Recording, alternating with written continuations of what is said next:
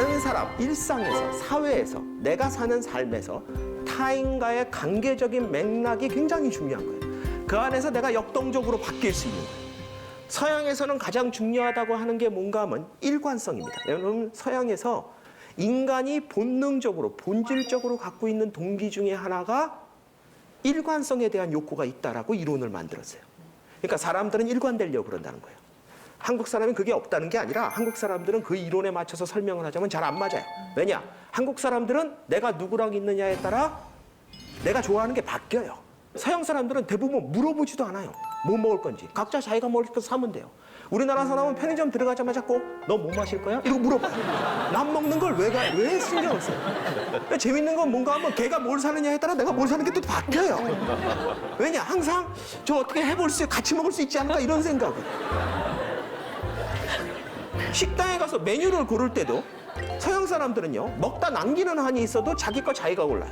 우리나라는 뭐예요? 꼭 뭐 먹을 거야? 이러고 물어봐요. 뭐 어쩌자고요. 근데 그게 왜 그런가 하면 내가 좋아하는 게 없는 게 아니라 내가 사회적 맥락에 따라 다양한 좋아하는 거를 준비해 놨어요. 누구랑 먹을 때는 이걸 좋아한다고 해요. 그게 내 걸 포기하는 게 아니에요. 내가 좋아하는 것 중에 하나예요. 그러니까 서양 사람들 눈에서 보면 일관성이 없어 보여요. 저 사람은 뭐 이때는 이렇다고 얘기하고 저 때는 저렇다고 얘기하고 우리나라 사람들은 야, 그게 때에 따라 다르지 어떻게 그게 같냐.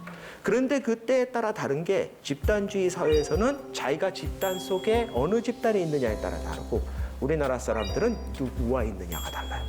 물론 집단에 들어가 있다는 건 그 안에 그 타인이 누구라는 역할을 해줄 수 있기 때문에 비슷한 측면이 있다라는 거예요. 그래서 우리나라 사회가 훨씬 더 따뜻하게 느껴집니다. 우리나라 사람들이 과격하고 어떨지는 몰라도요, 훨씬 더 다른 사람한테 반응하게끔 돼 있어요. 그게 말을 봐도 알 수 있어요. 여러분들 밥 먹었니와 밥 안 먹었니라는 말이 우리나라에서는 굉장히 다른 말이에요.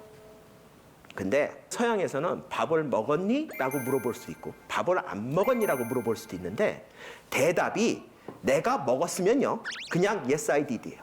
yes로 시작합니다. 긍정문이에요.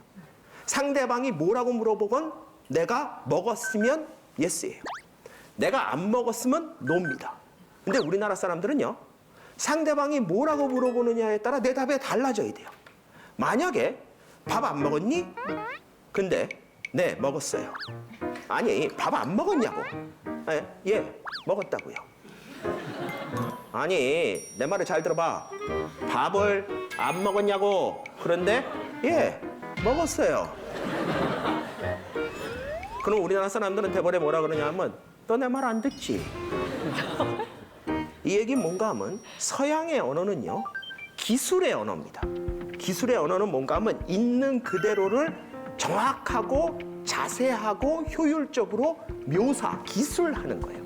그게 목표입니다. 그러니까 내가 밥을 먹은 상태냐 안 먹은 상태냐가 가장 중요해요. 상대방이 나한테 뭐라고 물어보건 간에 내가 밥을 먹었으면 내가 밥 먹었으니까 긍정이에요. 내가 밥을 안 먹었으면 내가 안 먹었으니까 부정이에요. 그러니까 나의 상태를 물어봤으니까 나의 상태를 정확하고 효율적으로 기술하는 걸 가장 중요하게 생각한다. 한국 사회는 안 그래요. 한국은 소통의 문화입니다. 거기다가 기능이 하나 더 들어가는데 너 내 말을 듣고 있는지 안 듣고 있는지를 확인하는 시스템이 들어가 있어요. 그러니까 한국말이 굉장히 쉬운 것 같이 들리는데 외국인들이 한국말을 배우다가 나중에 어렵다고 느끼기 시작해요. 왜냐? 그런 디테일한 것들이 들어가기 시작해요. 기술적 언어를 쓰는 사람들과 소통적 언어를 쓰는 사람들 간의 갈등이 되게 큽니다.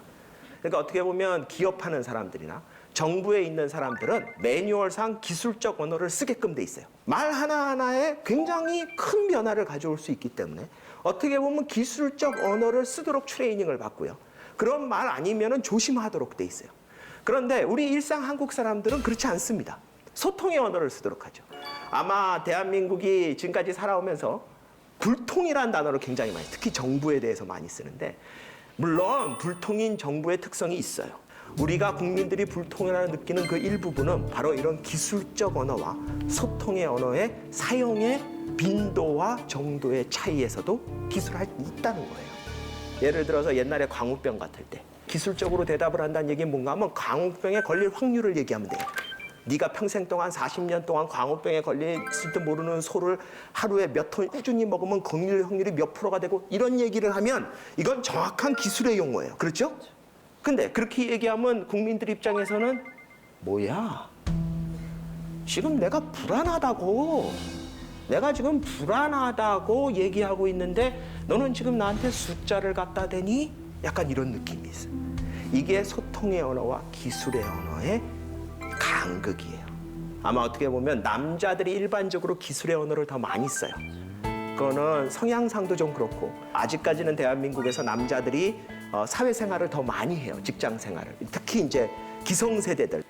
우리 사회가 관계주의적 사회를 가질 수밖에 없는 가지고 있는 특징 중에 하나가 바로 이런 소통적인 어떤 언어를 사용하고 있기 때문에 그렇다라고 볼 수 있습니다. 이 관계성만큼 우리 사회를 잘 보여주는 게 뭔가 하면 주체성이에요. 주체성이 뭐냐? 주체성은 흔히 얘기해서 자기의 존재감과 영향력을 확인하고 확대하려는 성향이에요. 초기에 동양과 서양을 비교하는 연구의 대부분은 미국과 일본을 비교했어요. 왜냐하면 그 초기에는 이제 중국이란 나라는 그때만 해도 미국의 학자가 접근할 수 없었고요. 그러니까 미국의 심리학자들이 가장 접근하기 쉬웠던 상대가 누군가 하면 일본이에요. 그러니까 일본을 상대로 연구를 해가지고 아까 전에 얘기했던 건 개인주의, 집단주의를 만든 거예요. 그런 것 중에 하나가 주체성입니다. 일본 사람들은 주체성이 낮다라는 얘기를 많이 했어요. 서구의 학자들이. 실제 초기에 연구를 해보니까 미국 사람들은 주체성이 높아요. 그리고 일본 사람들은 주체성이 낮아요. 그러면서 일본 사람들이 주체성이 낮으니까 동양 사람들은 주체성이 다 낮은가 보다. 그리고 퉁쳐버린 거예요. 그런데 최근에 일본과 한국을 비교하는 연구를 보면 한국 사람들이 일본 사람들에 비해서 주체성이 굉장히 높아요. 그러면은 우리나라 사람들이 미국 사람하고 주체성이 똑같은 모양이다. 아니요. 주체성은 같은데 그게 표현되는 방식이 틀려요. 서양의 사람들은요, 주체성을 어떻게 표현하나 하면 자율성으로 표현합니다. 그래서 서양 사람들은요, 자기가 스스로 원하는 걸 선택하는 게 침해받는 걸 굉장히 싫어해요. 우리나라 사람들은 자기가 원하는 거 그렇게 중요하지 않아요. 요즘은 그래도 덜한데 얼마 전까지만 해도요, 식당에 가면요, 나는 된장찌개, 나는 김치찌개 이러고 있으면 종업원이 이렇게 내려다보다가 그거 하나로 통일하면 빠르고 좋은데요? 뭐 이래요. 또 그러면 손님들이 그래요? 우리 김치찌개로 할까? 이래요. 분명히 된장찌개 원한다고 얘기한 사람이 10초 전에 있었는데 갑자기 합의를 보겠다 그래요. 그러니까 이런 일이 왜 벌어지나 하면은 우리 국민 대부분이 조금씩 자기가 스스로 원하는 걸 선택하는 게 포기될 수 있다고 생각을 해요. 그걸 지켜주는 게 그렇게 중요하지 않다고 믿기 때문에 우리나라가 그런 일이 벌어질 수 있는 거예요. 그런 자율성의 의미에서 보면 일본과 우리나라가 낫기는 마찬가지예요. 우리나라는 관계성 때문에 다른 사람을 고려해야 되고 일본 사람들은 집단을 고려해야 되기 때문에 자기 스스로 자기가 원하는 걸 선택하는 것 자체는 좀 약해요. 그런데 우리나라가 일본에 비해서 주체성이 높은 건 어떻게 나타나냐? 존재감으로 나타나요. 우리나라 사람들은 자기가 이 자리에 존재한다는 것을 인정받아야 돼요. 인정받아야 된다는 얘기는 왜 나오나 하면 스스로 자기가 존재감을 인정하지 않는다는 얘기예요. 왜? 관계성 때문에 그래요. 서양 사람들은 주체성이 높아도 여기 자기가 있다는 걸 스스로 인정하는 형태로 나타나요. 개인주의니까. 근데 우리나라는 관계주의니까 그걸 인정을 못 받는다는 느낌을 받으면은 어떤 말이 나오냐? 무시한다라는 느낌으로 가는 거예요. 우리나라 사진은요, 주인공이 자기나 자기한테 중요한 사람이 없으면 사진이 아니에요. 여러분들 제가 그걸 보여주려고 이 사진을 갖고 왔는데 제가 얼마 전에 가족여행을 갔습니다. 스페인으로. 갔더니 바르셀로나에 이게 있더라고요. 이 가우디 성당이라고 그러는 건데 뭐 성가족 성당 뭐 이러죠. 이게 1882년인가부터 짓기 시작했대요. 저기 보시면 알겠다. 아직도 짓고 있어요. 백몇십 년을 짓고 있는 거예요. 가면 기가 막힙니다. 이게 미치지 않고서야 이런 짓을 어떻게 하냐 싶어요. 그 정도의 규모로 너무너무 아름답게 지어놨어요. 뭐 보면 이게 한 장면이라서 그렇죠. 어마어마한 규모의 성당에 온 벽이 다 스테인글라스 같은 걸로 너무너무 아름다워. 빛이 들어오면 뭐 죽입니다. 이런 사진도 있어요. 기가 막혀요. 천장 하나하나까지 그냥 한 게 없어요.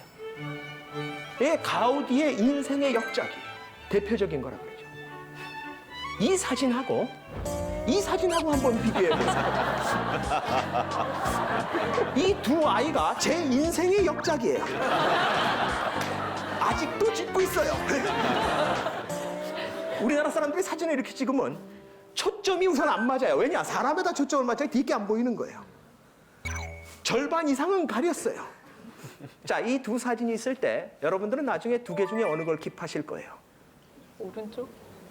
내 자식 있는 거를 당연하죠. 제 인생의 역작을 제가 갖고 있어야죠. 네. 이딴 거는 중요한 게 아니에요. 여러분들이 집에 가서 앨범을 한번 보세요. 앨범을 정리하다 보면 여러분들 거기에 나나 나한테 중요한 사람이 안 들어간 사진을 끝까지 가지고 있는 경우가 몇 번이나 있으세요. 만약에 여러분들이 이렇게 뒤지다가 사람이 없어요. 풍경만 있어. 그러면 반응이 이래요. 이걸 왜 찍었지? 이러면서 그러는 거예요. 자기가 거기서 뭘 보고 그걸 되살리는 경험이 아니에요. 그걸 꼭 사진으로 꼭 자기가 들어간 걸 남겨야 돼요. 왜냐? 안 믿어줄까 봐, 사람들이. 그러니까 사람들이 내가 거기 있었다는 걸 인정해줘야 돼요. 그냥 배경사진만 찍어가면 인정이 안 되는 거예요. 이런 식으로 사진을 찍는 게 잘못됐다는 얘기가 아니라 이런 식으로 사진을 찍는 게 한국인의 특성이란 얘기예요. 그래서 그 주체성과 관계성이 나타나는 게 뭔가 하면은 너 내가 누군지 알아요. 너무나 쉽게 하는 거예요. 동사무소나 구청 같은 데 가서 뭐 언쟁 붙으면은 아무렇지도 않게 그래요. 한국 사람들이. 너 내가 누군지 알아? 그 사람 미치는 거 한번 보고 싶으면요. 이렇게 대답하면 돼요.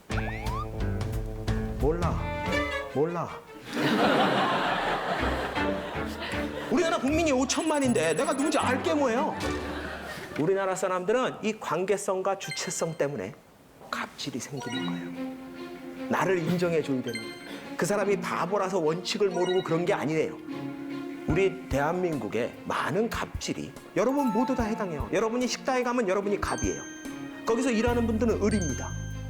힘의 불균형에서 갑질은 나올 수밖에 없는데 왜 이렇게 극단적이고 비이성적인 형태로 나오냐? 왜 가끔 나오는 거 보면 이성을 잃은 것처럼 보이냐?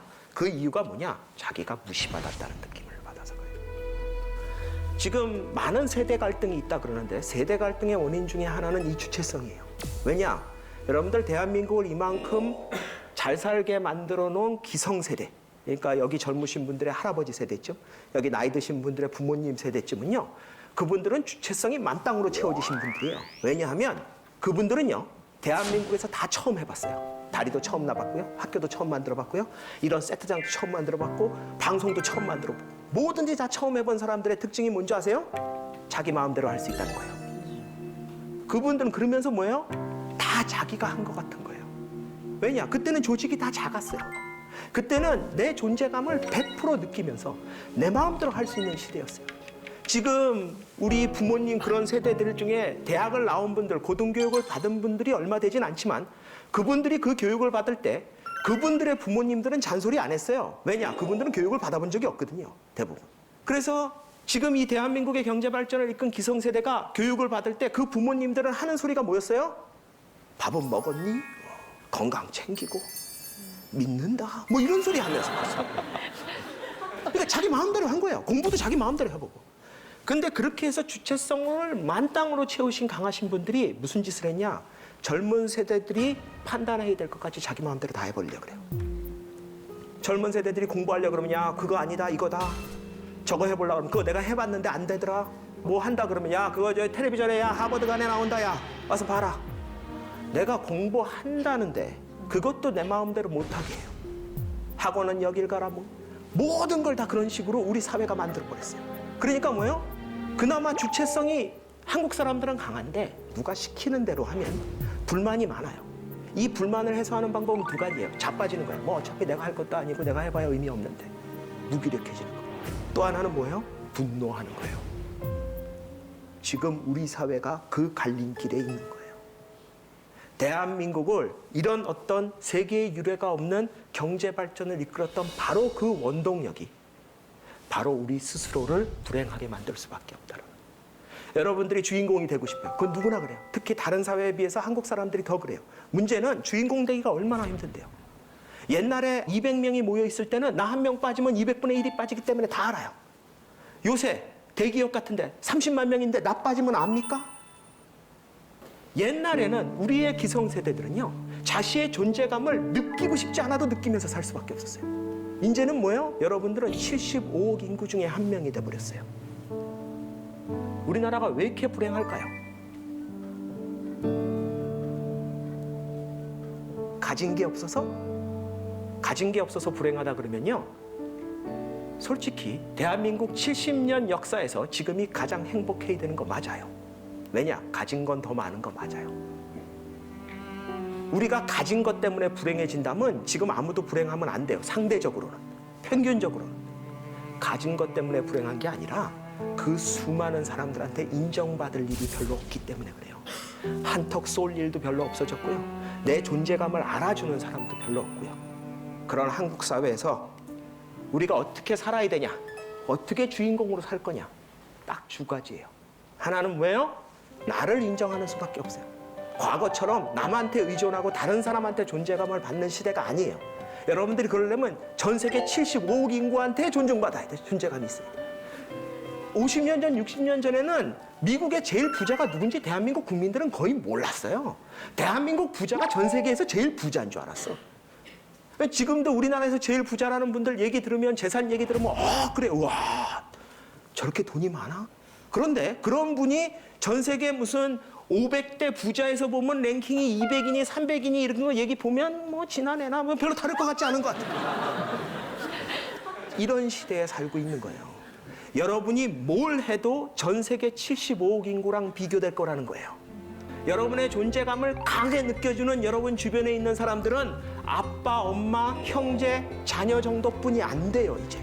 이런 사회에서는 우리가 설사 주체성을 갖고 있고 관계성을 갖고 있다 그러더라도 우리 스스로가 우리를 인정하는 그런 지혜를 가질 줄 알아야 되고요. 그러면서 동시에 여러분 주변에 여러분의 존재를 인정해 줄 수 있는, 그래서 여러분이 여기 있다는 걸 알고 여러분이 어제 뭘 했고 내일 뭘 할지를 알아주는 그런 사람들을 여러분 주변에 많이 만들어야 된다. 그게 한국인이라면, 한국인이 행복하게 살기 위해서는 반드시 해야 되는 일이다. 저는 이런 말씀을 드리고 싶습니다.